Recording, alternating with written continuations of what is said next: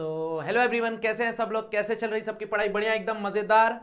तो जैसा कि आपको पता है, we have started the topic that is wave optics. Wave optics में हम लोग ने 3 लेक्चर ऑलरेडी डिस्कशन कर लिया है, 3 वीडियोस ऑलरेडी अपलोडेड है, जहां पे हम लोग ने Huygens principle, wave front, okay, polarization, ये सारी कहानी हम लोग ने डिस्कस कर ली थी। ओके, आज हम लोग डिस्कस करने वाले हैं again one of the important topic that is interference. Okay, तो आज का जो भी डिस्कशन होने वाला है वो एग्जाम पॉइंट ऑफ व्यू बहुत ज्यादा इंपॉर्टेंट होने वाला है, क्योंकि ये 4 मार्क्स का आया हुआ सवाल है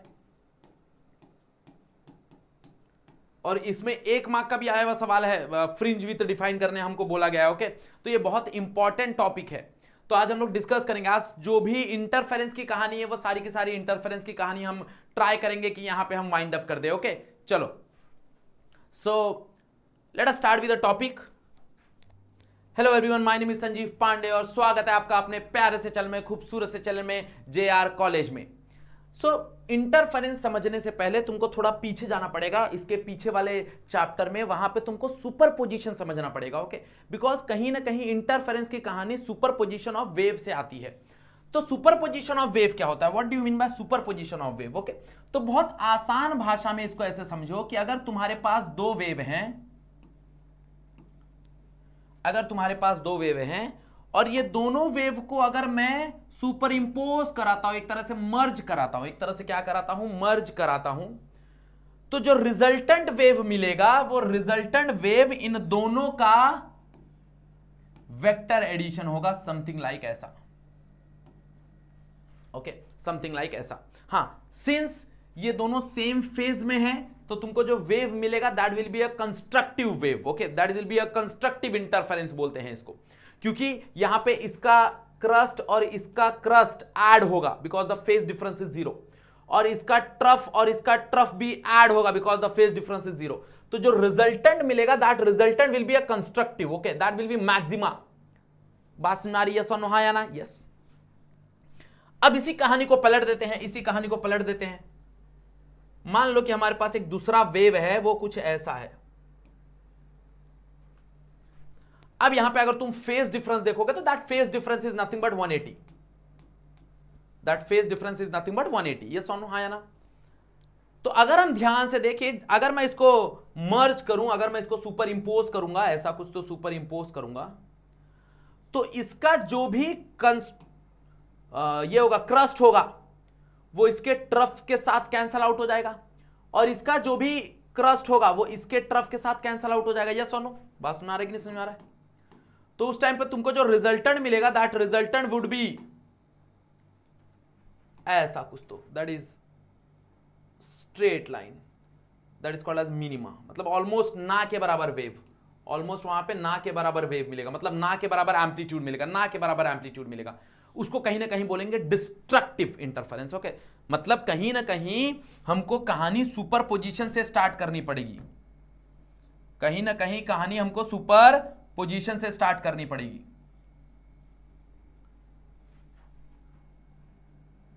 सो जरा याद करो, इंटरफेरेंस क्या था? Interference is nothing but a superposition, superposition of two or more wave. यहां पे फिलहाल हम 2 ही लेंगे, बट 2 और मोर वेव होते हैं।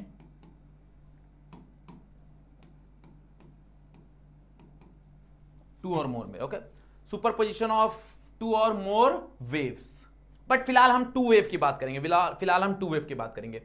तो अगर उनका जो फेज डिफरेंस है, इफ फेज डिफरेंस, अगर phase difference that is del phi, अगर वो 0 है, ओके, कुछ ऐसा, मैं तुमको बना के भी दिखा देता हूं, तुमको वो विजुअलाइजेशन होगा ऐसा कुछ। ओके, तो यहां पे जो रिजल्टेंट एम्पलीट्यूड मिलेगा that will be like something this. Yes और नो? उसका जो एम्पलीट्यूड है वो बढ़ जाएगा, इसका जो एम्पलीट्यूड है वो बढ़ जाएगा।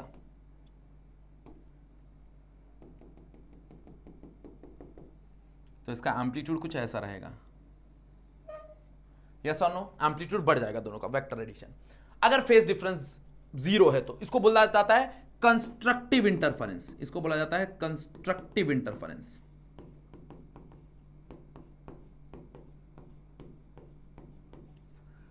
Constructive interference. ओके, अगर मान लो फेज डिफरेंस 180 है, if phase difference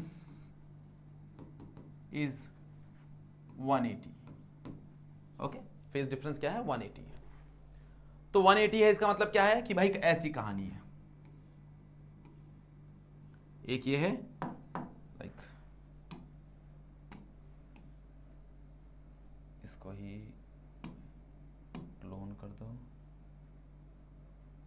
clone,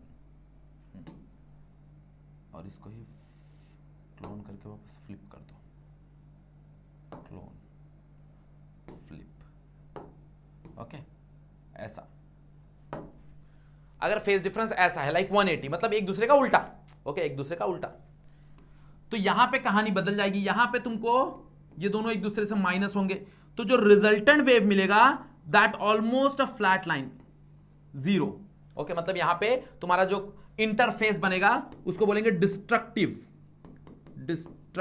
interference,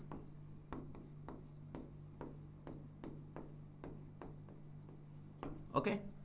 this condition is called as maxima, इसको हम मैक्सिमा बोलते हैं बिकॉज यहां पे intensity will be maxima, and this condition is called as minima because यहां पे जो इंटेंसिटी होती है वो मिनिमा होती है। ये याद रखो, ये टर्म याद रखो, क्योंकि ये टर्म तुमको आगे जाके बहुत काम आने वाले हैं। क्लियर, यस और नो, हाँ या ना? ओके, अब इसको थोड़ा सा विजुअलाइज करते हैं बिकॉज विजुअलाइज करना जरूरी है। अब यहां पे देखो, अब यहां पे अपने पास दो सोर्स है, इसको वाटर, ये है वाटर पे डिस्टर्बेंस क्रिएट किया जा रहा है, यहां पे एक डिस्टर्बेंस क्रिएट किया जा रहा है, यस और नो, ओके, और यहां पे एक डिस्टर्बेंस क्रिएट किया जा रहा है, यस और नो, हाँ या ना? अब ये दोनों डिस्टर्बेंस की वजह से रिपल्स फॉर्म हो रहे हैं। क्या फॉर्म हो रहा है? रिपल्स फॉर्म हो रहे हैं दोनों के, इसके भी अपने रिपल्स फॉर्म हो रहे हैं, इसके भी अपने रिपल्स फॉर्म हो रहे हैं। अब अगर हम ध्यान दें तो जहां जहां ripples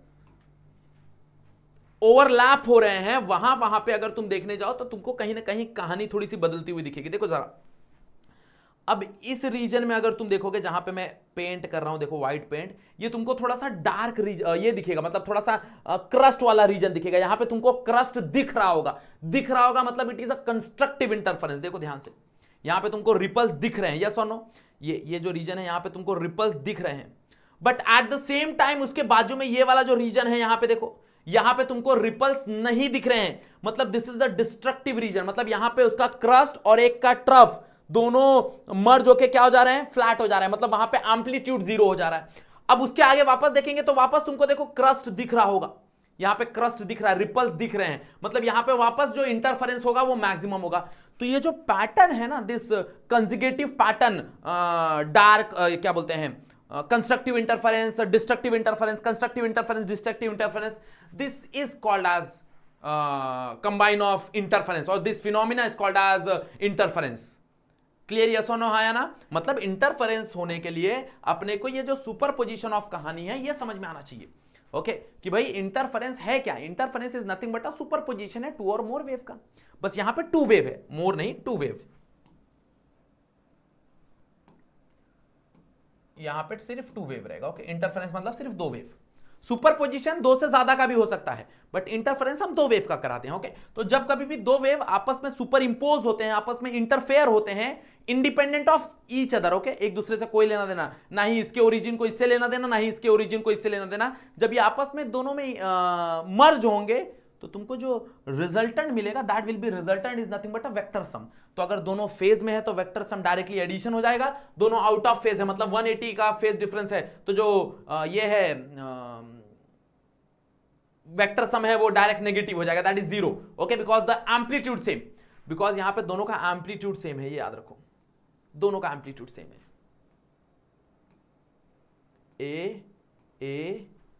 A minus A.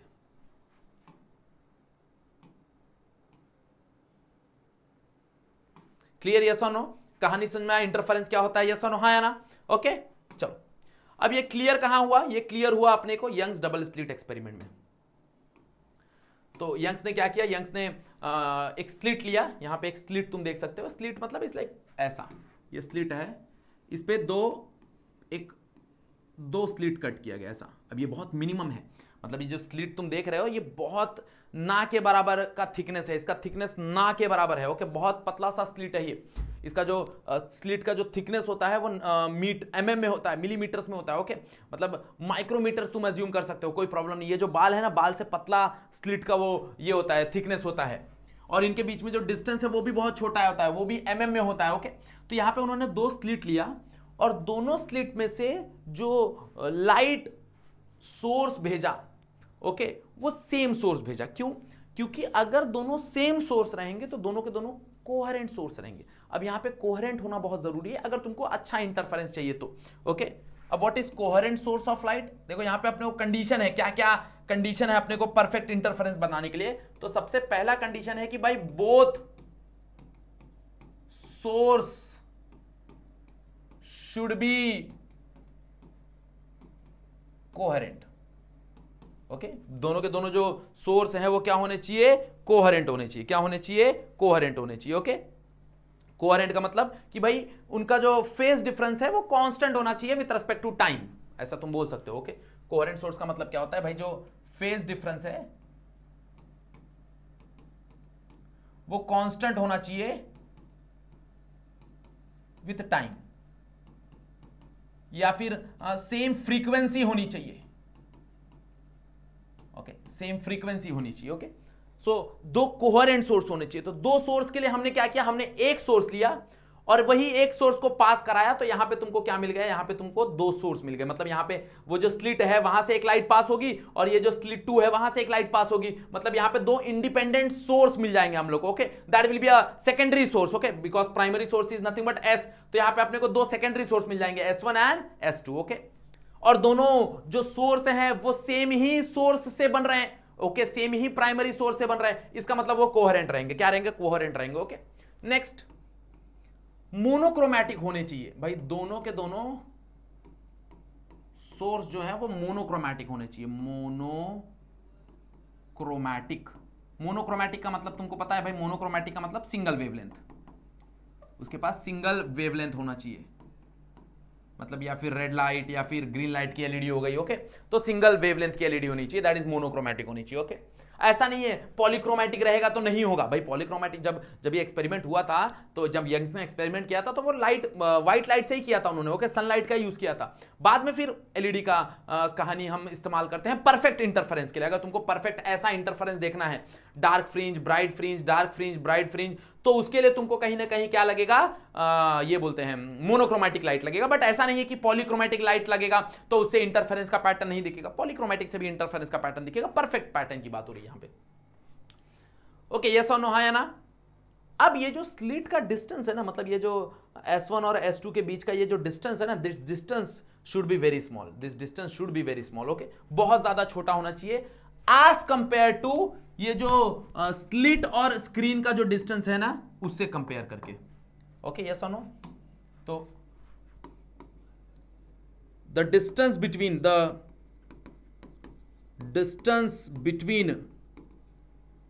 slit should be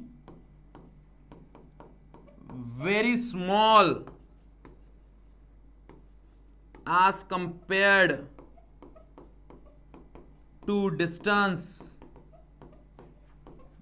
between slits and screen। मतलब जो तुम्हारा स्मॉल डी है, small D is nothing but distance between slit, and capital D is nothing but distance between slit and screen. तो ये जो small D है ये बहुत छोटा होना चाहिए as compare to capital D. Yes और नो, हाँ या ना? ओके, मतलब दोनों कोहेरेंट होने चाहिए। तुम्हारा जो लाइट है that should be monochromatic light. Distance बहुत छोटा होना चाहिए। यस और नो? नेक्स्ट है कि भाई दोनों का एम्पलीट्यूड सेम होना चाहिए। क्यों एम्पलीट्यूड सेम होना चाहिए? यहां पे देखो, इसके लिए तुमको ये कहानी समझनी पड़ेगी। अगर दोनों का सेम एम्पलीट्यूड होगा तो दोनों ऐड होके तुमको मैक्सिमम वैल्यू देंगे। यस और नो? मतलब यहां पे कंस्ट्रक्टिव इंटरफेरेंस बनेगा, मतलब मैक्सिमम बनेगा। और अगर दोनों सेम हुए तो दोनों माइनस होके तुमको 0 देंगे। मतलब 0 मतलब वहां पे डार्क कलर होगा, मतलब वहां पे कोई लाइट एग्जिस्ट करेगी ही नहीं। मतलब यहां पे एम्पलीट्यूड अगर मान लो सेम नहीं हुआ, लेट्स से ये हुआ 5, ये हुआ 3, तो 5 - 3 2 रहेगा। मतलब वहां पे तुमको कुछ ना कुछ लाइट दिखेगा। हाँ, इंटेंसिटी कम दिखेगी बट वहां पे दिखेगी इंटेंसिटी। अगर यहीं पे अगर मैं दोनों को 5 ले लेता हूं तो 5 माइनस 5 विल बी 0, तो 0 है मतलब वहां पे प्रॉपर डार्क दिखेगा। क्या दिखेगा? प्रॉपर डार्क दिखेगा। मतलब ऐसी कुछ कहानी तुमको वहां पे देखने मिलेगी, ऐसी कुछ कहानी यहां पे देखने मिलेगी। ओके, तो यहां पे देखो हो क्या रहा है, जब दोनों सोर्स से लाइट ट्रैवल हो रहा है तो ये एक स्लिट है। स्लिट मतलब एक सिंगल ऐसा ऐसा है ये स्लिट।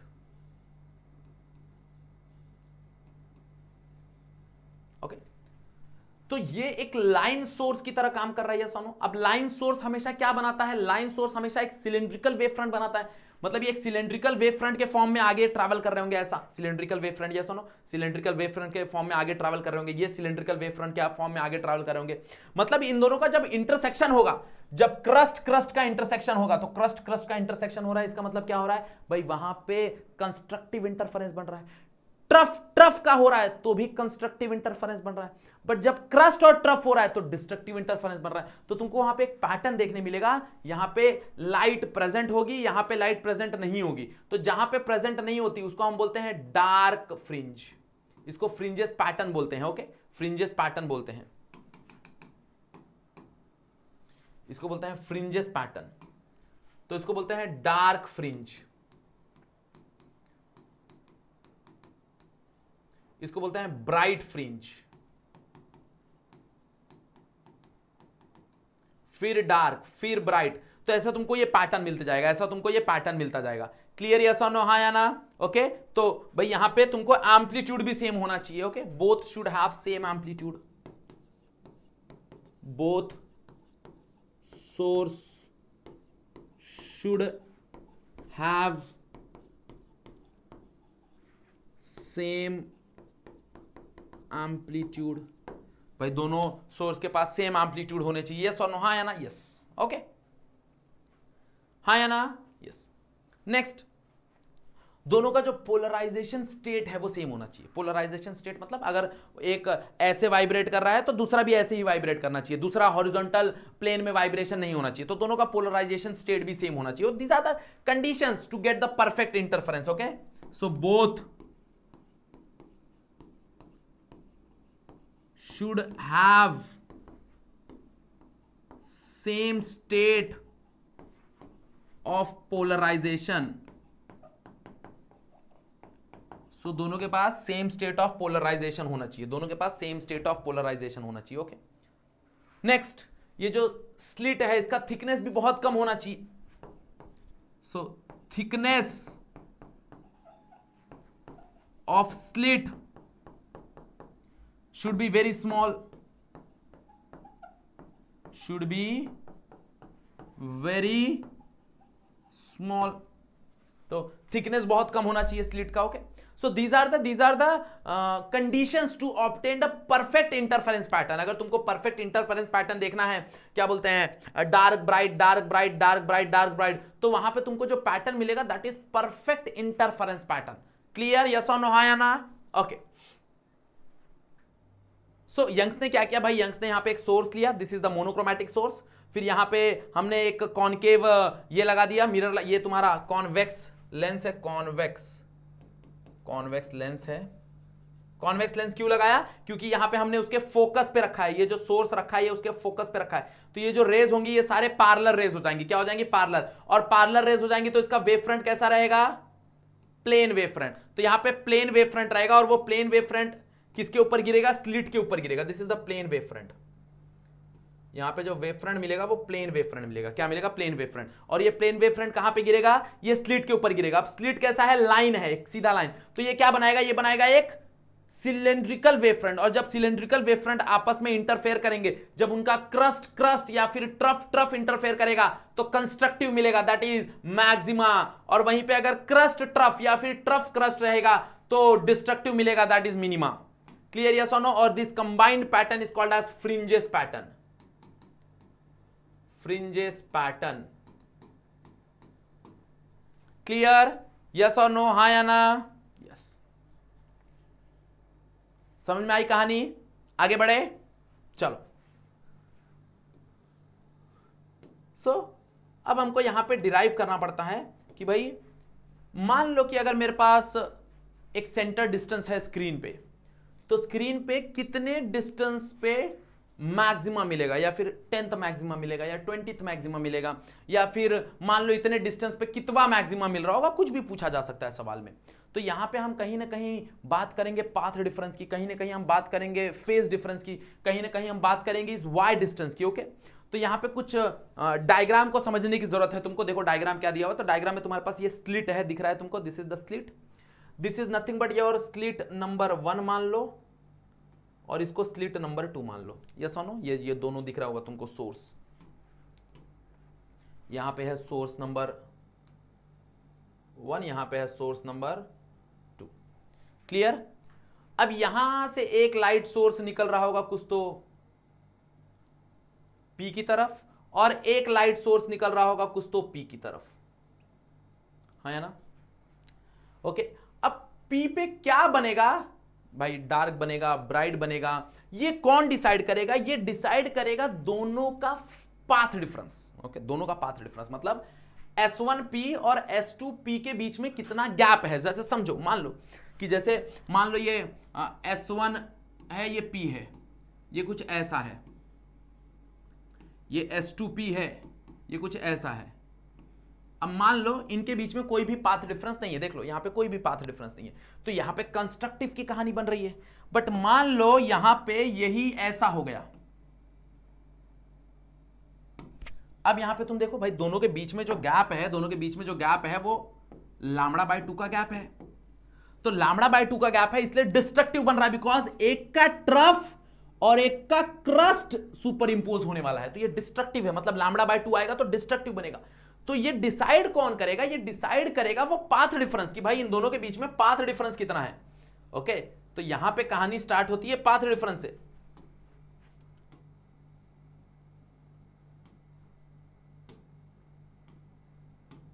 यहां पे कहानी स्टार्ट होती है पाथ डिफरेंस से। तो what is path difference? Path difference is nothing but, generally उसको हम डेल एक्स लिखते हैं। तो डेल एक्स की कहानी क्या हो जाएगी कि भाई इन दोनों में क्या अंतर है, ये जो डिस्टेंस है ना, that is del X, that is del X, this difference is del X. तो हम बोल सकते हैं S2P minus S1P is nothing but your path difference. S2P minus S1P is nothing but your path difference, that is a del X, that is del X. Yes और no? हाँ या ना? Okay, हाँ या ना? मतलब यही डिसाइड करने वाला है कि कंस्ट्रक्टिव बनने वाला है या डिस्ट्रक्टिव बनने वाला है। क्लियर? ओके, चलो अब इसको डिराइव करना है। अब कहीं ना कहीं से भाई डेल एक्स अपने को निकालना है, अपने को कहीं ना कहीं से पार्ट डिफरेंस निकालना है। तो पार्ट डिफरेंस निकालने के लिए अपने को S2P माइनस S1P निकालना है। तो S2P माइनस S1P निकालने के लिए कहीं ना कहीं हमको ट्रायंगल की मदद लेनी पड़ेगी। ध्यान दो, तो लेट्स से ये S1 है, तो इसको नाम दे देते हैं S1 डैश। ये S2 है, तो इसको नाम दे देते हैं इसके सामने S2 डैश। यस और नो? सेम नाम दे देते हैं हम। तो ये S1 डैश हो जाएगा, ये S2 डैश हो जाएगा। ओके, हाँ या ना? और ये जो डिस्टेंस है, दिस इज y डिस्टेंस, मतलब इसके सेंटर से ये जो P है, यहां से यहां तक का जो डिस्टेंस है, that is y distance. Okay, इसके सेंटर से ये जो डिस्टेंस है। तो अगर सेंटर है, अब ये जो पूरा डिस्टेंस होता है, डिस्टेंस बिटवीन स्लिट होता है। मतलब ये जो स्मॉल d है यहां पे, स्मॉल d जो है that is distance between slit है।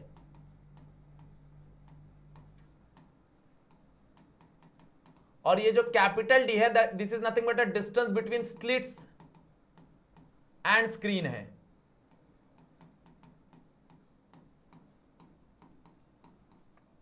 ओके,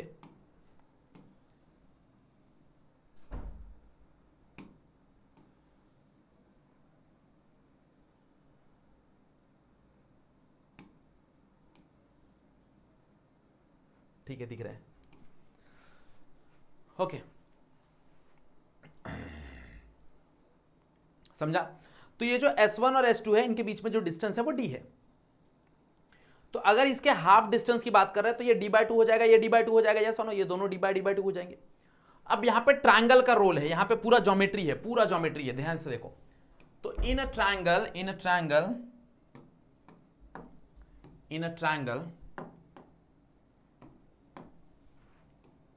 ध्यान से देखना, कौन से ट्रायंगल की बात हो रही है? S1 S1 dash P। तो S1 डैश P।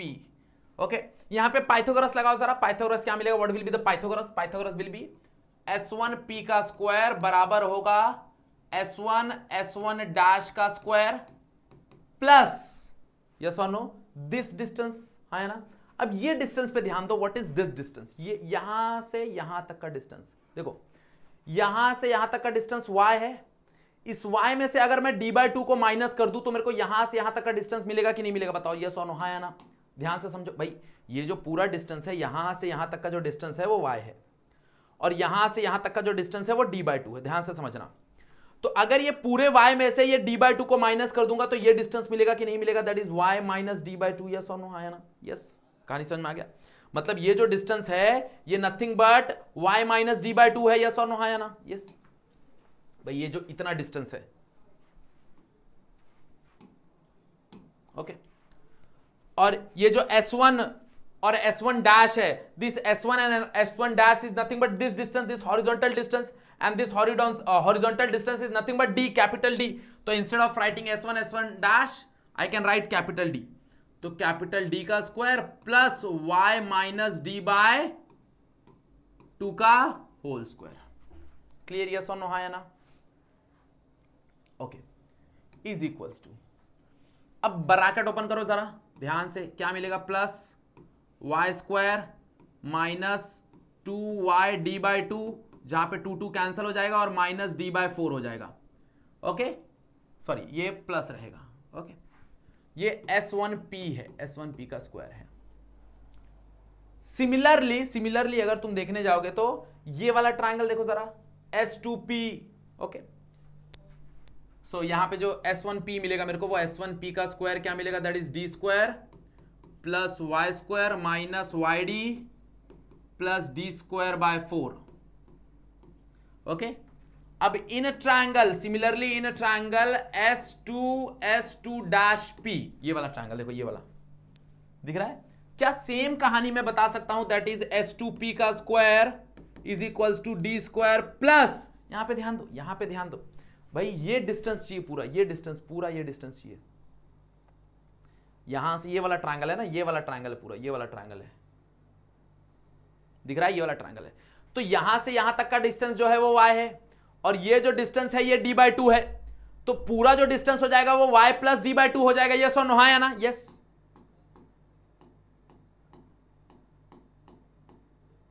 ओके, तो यहां पे जो डिस्टेंस मिलेगा वो क्या मिलेगा, that is y plus d/2 का होल स्क्वायर, और जब ब्रैकेट ओपन करेंगे तो कट कुट के अपने को क्या ही मिलेगा, that is d square plus y square plus yd plus d square by 4, yes और नो, हाँ या ना, यस और नो, यस, ओके। यहां पे माइनस था, यहां पे प्लस आ गया, और कुछ नहीं। अब अपने को चाहिए क्या, अपने को चाहिए S2 माइनस S1P, दोनों को माइनस कर दो, तो ये जो इक्वेशन है make it as equation 1, make it as equation 2, दोनों को माइनस कर दो, तो दोनों को माइनस करेंगे तो क्या मिलेगा, so from 1 and 2, from 1 and 2 S2P का स्क्वायर माइनस S1P का स्क्वायर बराबर होगा, that is d square plus y square plus yd plus d square by 4 minus in bracket same कहानी, that is d square plus y square minus yd plus d square by 4, yes और no, बस दोनों को minus किया, nothing else, एक equation 1 और equation 2 को minus किया, ओके। यहां पे माइनस साइन है, ब्रैकेट ओपन होगा, ब्रैकेट ओपन होगा, सारे साइन चेंज हो जाएंगे, सारे साइन चेंज हो जाएंगे, देखो सारा चीज कैंसिल हो जाएगा, यस और नो, भाई d से कैंसिल हो जाएगा, यहां पे जो d है वो d से कैंसिल हो जाएगा, ब्रैकेट ओपन करने के बाद, ब्रैकेट ओपन करने के बाद, ओके, y से कैंसिल हो जाएगा, और ये इससे कैंसिल हो जाएगा। देखो जब ब्रैकेट ओपन करोगे तो ये जो माइनस है दैट बिकम प्लस, तो yd plus yd that become 2yd, तो S2P स्क्वायर माइनस S1P का स्क्वायर बराबर है 2yd के, यस और नो, हाँ या ना। यहां पे ध्यान देना, ये बहुत जरूरी स्टेप है, बहुत जरूरी स्टेप है। अब this can be written as a square minus b square, मतलब S2P minus S1P bracket S2P plus S1P, एक बार माइनस एक बार प्लस, इक्वल्स टू 2yd, हाँ या ना? अब ये तो अपने को पता है भाई, S2P minus S1P, S2P minus S1P is nothing but del X, ये तो अपने को पता है, चिपका दो यहां पे, तो ये हो जाएगा डेल एक्स। अब यहां पे कहानी देखो, यहां पे कहानी थोड़ी सी अटकती है। ओके, इधर इधर आता है अजम्पशन, इधर आता है अजम्पशन। देखो कैसे, यहां पे हम क्या अज्यूम करेंगे, हम अज्यूम करेंगे कि ये जो S1 से लेके, ये जो S1 से लेके P तक का जो डिस्टेंस है ना, और ये जो S2 से लेके P तक का जो डिस्टेंस है ना, ये दोनों सेम है, अज्यूम करेंगे। यहां पे नहीं अज्यूम करेंगे, क्योंकि यहां पे अज्यूम कर लेंगे तो दोनों सेम माइनस करके 0 आ जाएगा। यहां के लिए वो हम अज्यूम करेंगे, क्योंकि ये जो डिस्टेंस है ना, कैपिटल डी डिस्टेंस, ये कैपिटल डी डिस्टेंस इतना बड़ा है as compare to small D कि ये बहुत छोटा बनता है। ये हमने बहुत डायग्राम में बहुत ऊंचा बनाया है, बट ये है बहुत छोटा। मतलब कहीं ना कहीं ये डिस्टेंस इक्विवेलेंट होंगे डी के साथ, ये अज्यूम कर रहे हैं हम। तो यहां पे हम अज्यूम्शंस रखेंगे थोड़ा कि भाई let us consider S2P plus S1P is nothing but twice of D। okay, ये अज्यूम कर रहे हैं हम लोग भाई, ये जो S2P है S1P है, ये दोनों सेम है और ये दोनों D के बराबर हैं, तो ट्वाइस ऑफ D मिल जाएगा। हाँ, माइनस में ये अज्यूम नहीं करेंगे क्योंकि माइनस में हम डेल एक्स लिख रहे हैं। क्लियर? तो यहां पे S2P माइनस S1P के जगह आ जाएगा डेल एक्स, इसके जगह आ जाएगा ट्वाइस ऑफ डी, इसके जगह आ जाएगा 2YD। ध्यान से देखो, 2 गेट कैंसल, डी यहां पे चला जाएगा, तो डेल एक्स क्या मिलेगा, del X equals to YD by capital D. This is the path difference. इतना मेहनत किया इसके लिए पूरा मेहनत किया हम लोग ने, याद रखो, ये पूरा जितना भी मेहनत है, ये पूरा का पूरा मेहनत हमने इसके लिए किया है। क्लियर? यस और नो? हाँ या ना? कहानी समझ में आ रही कि नहीं समझ में आ रही है? ओके, मतलब अगर मुझे कोई बोले पाथ डिफरेंस कैलकुलेट करना है, तो पाथ डिफरेंस कैलकुलेट करने के लिए we have the formula that is YD by D. अब यही पाथ डिफरेंस डिसाइड करेगा कि इंटरफेरेंस कौन सा बनेगा, कंस्ट्रक्टिव बनेगा, डिस्ट्रक्टिव बनेगा। तो कहानी कंटिन्यू करते हैं। For constructive interference, for constructive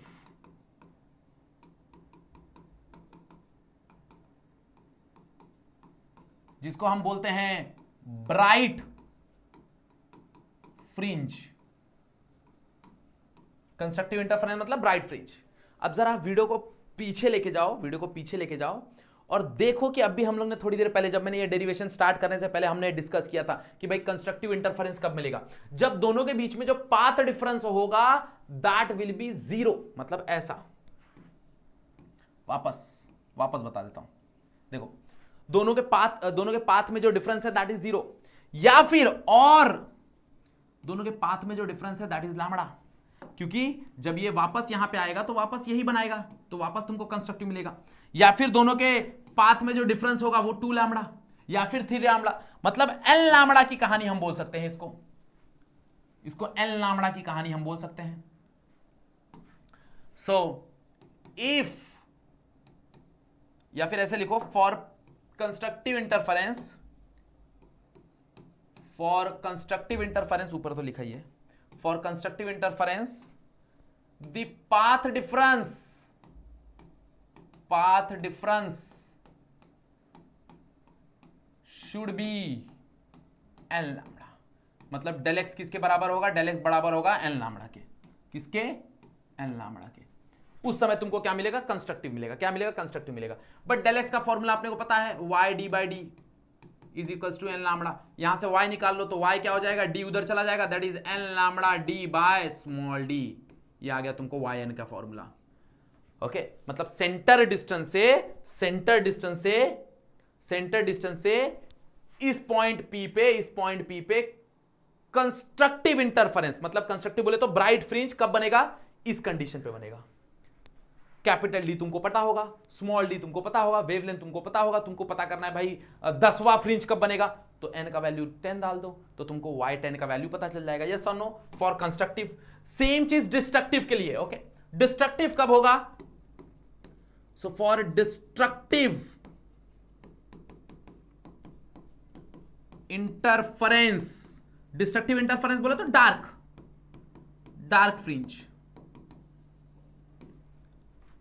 the path difference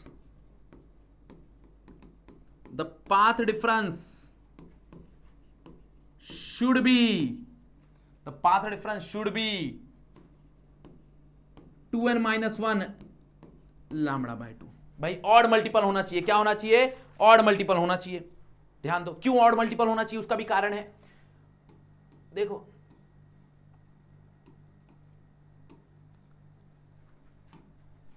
जैसे ही मैं इसको लैम्बडा बाय 2 से आगे करता हूं, ध्यान दो, जैसे ही मैं इसको लैम्बडा बाय 2 से आगे करता हूं, इसका ट्रफ और इसका क्रस्ट सुपर इंपोज होता है। यस और no?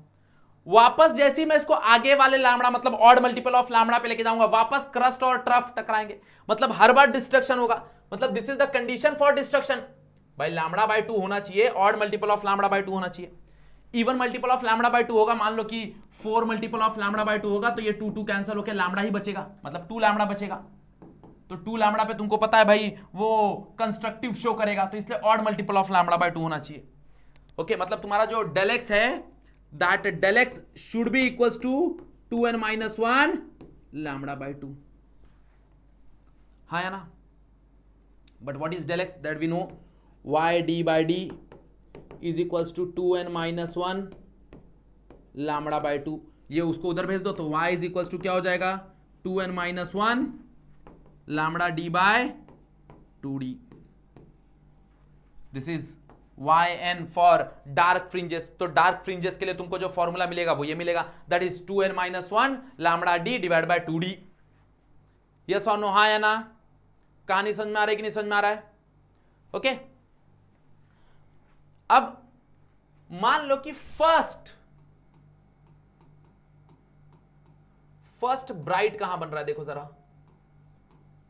First and second bright. First and second bright देखो कहां बन रहा है। तो फर्स्ट ब्राइट के लिए तुम्हारा जो y1 का फॉर्मूला हो जाएगा वो हो जाएगा 1 लैम्बडा d बाई डी, और y2 का फॉर्मूला हो जाएगा 2 लैम्बडा d बाई डी। तो इन दोनों का जो डिफरेंस है that is del y which is nothing but y2 minus y1, वो हो जाएगा लैम्बडा d बाई डी। भाई दोनों को माइनस करोगे तो आंसर क्या आएगा? Lambda d by D. और इसी को बोला जाता है फ्रिंज विड्थ। तो फ्रिंज विड्थ का मतलब क्या होता है? 2 कंसेक्यूटिव ब्राइट के बीच का डिफरेंस या फिर 2 कंसेक्यूटिव डार्क के बीच का डिफरेंस। अगर तुम डार्क के लिए देखोगे तो डार्क के लिए भी सेम कहानी आएगी। फर्स्ट डार्क देखो, फर्स्ट डार्क और सेकंड डार्क देखो कहां बन रहा है, अपने से करो जरा, वीडियो पॉज करो, अपने से सॉल्व करो जरा, देखो जरा। फर्स्ट डार्क के लिए यहां पे n का वैल्यू 1 आ जाएगा, 1 मतलब 2 माइनस 1 दैट इज 1, तो that become lambda d by 2d। ये आ गया y1 डार्क के लिए। y2 क्या हो जाएगा? दैट इज यहां पे 2 पुट करोगे, that is 4 minus 1 that is 3 lambda d by D 2d। अब दोनों का डिफरेंस ले लो, that is y2 minus y1, तुमको दोनों को माइनस करके आंसर सेम ही आएगा, that is lambda d by D. और इसी को बोला जाता है अगेन फ्रिंज विड्थ। मतलब फ्रिंज विड्थ की कहानी सेम ही रहेगी। The distance between the bright band and the distance between the dark band is constant in interference pattern, not in diffraction pattern. Diffraction pattern में कहानी बदल जाती है, याद रखो। यस और नो? हाँ या ना? ओके, तो कैसे डिफाइन कर सकते हैं हम फ्रिंज विड्थ? फ्रिंज विड्थ कैसे डिफाइन कर सकते हैं? द डिस्टेंस बिटवीन 2 कंसेक्यूटिव या फिर 2 सक्सेसिव ब्राइट और dark fringes. The distance between 2 successive bright or dark fringes is called as 2 bright fringes or 2 dark fringes is called as fringe width। उसको हम लोग W से रिप्रेजेंट करते हैं and the formula is lambda d by D. मतलब fringe width तुम्हारा directly proportional है wavelength से, डायरेक्टली प्रोपोर्शनल है distance between the slit and screen, और इनवर्सली प्रोपोर्शनल है तुम्हारे स्लिट डिस्टेंस से। क्लियर? यस और नो? हाँ या ना? ये 1 मार्क के लिए सवाल पूछा गया था, खाली इतना ही। और ये पूरा जो सवाल है, ये पूरा सवाल 4 मार्क का है, पूरा सवाल 4 मार्क का सवाल पूछा गया था।